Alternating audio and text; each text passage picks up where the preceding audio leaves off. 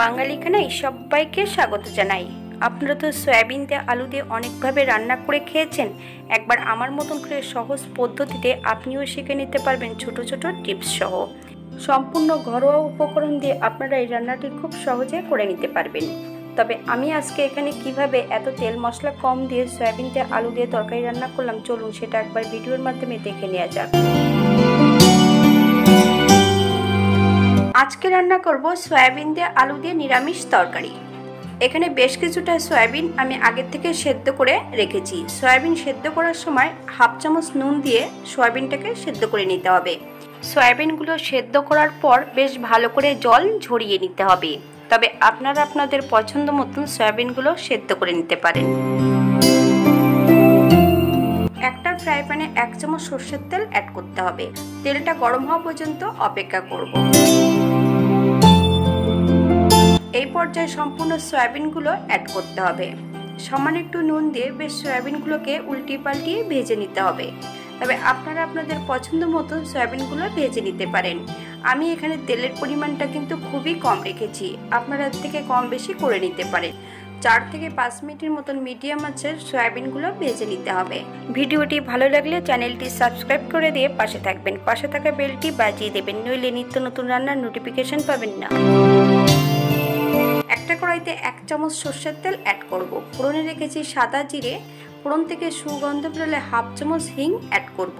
আপনারা যদি পছন্দ করেন তাহলে পরিমাণে বাড়িয়ে দিতে পারেন। এই পর্যায়ে মিডিয়াম সাইজের একটা আলু ছোট ছোট টুকরো করে কেটে নিয়েছি। সম্পূর্ণ আলুটা অ্যাড করব। সামান্য একটু নুন হলুদ দিয়ে বেশ ভালো করে ভেজে নিতে হবে। আপনারা আলু এর থেকে কম বেশি করে নিতে পারেন।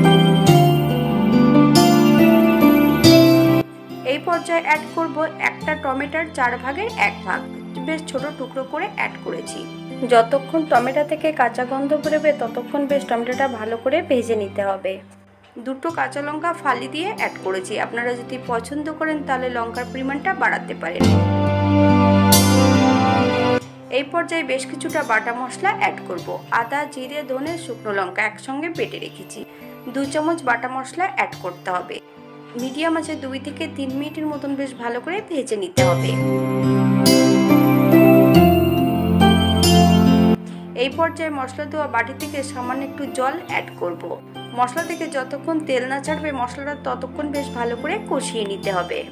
হাতে যদি সময় থাকে তাহলে একটা লাইক, কমেন্ট, শেয়ার করবেন। নতুন ও পুরনো সকল বন্ধুদের কাছে অনুরোধ রইল। এই পর্যায়ে অ্যাড করব 1 চামচ চিনি। মশলা থেকে তেল ছেড়ে দিয়েছে। এই পর্যায়ে সম্পূর্ণ ভেজে রাখা সয়াবিনগুলো অ্যাড করতে হবে। মিডিয়াম আঁচে 3 থেকে 4 মিনিটের মতন বেশ সয়াবিন দিয়ে মশলা দিয়ে ভালো করে কষিয়ে নিতে হবে। সয়াবিন দিয়ে মশলা দিয়ে খুব বেশি কষাবেন না, রান্নার পরে সয়াবিনগুলো জুসি হবে না, বেশ শক্ত হয়ে যাবে।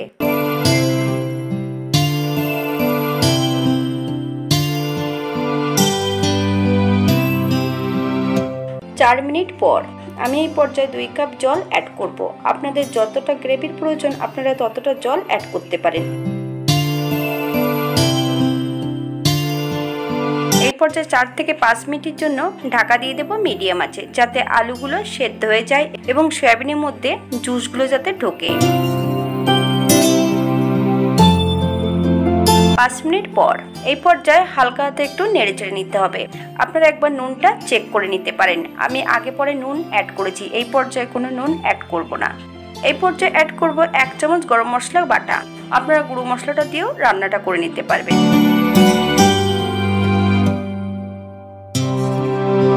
করব 1 চামচ ঘি। আপনারা যদি পছন্দ করেন তাহলে পরিমাণে বাড়িয়ে দিতে পারেন। হালকা হাতে নেড়েচেড়ে 5 মিনিটের জন্য স্ট্যান্ডিং টাইম দিতে হবে, তারপর সার্ভ করব।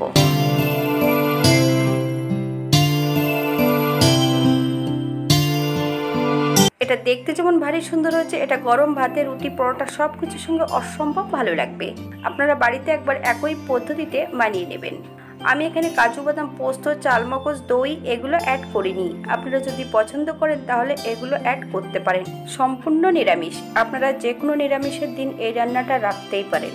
যারা পেঁয়াজ রসুন খাবেন তারা অবশ্যই পেঁয়াজ রসুন অ্যাড করতে পারেন।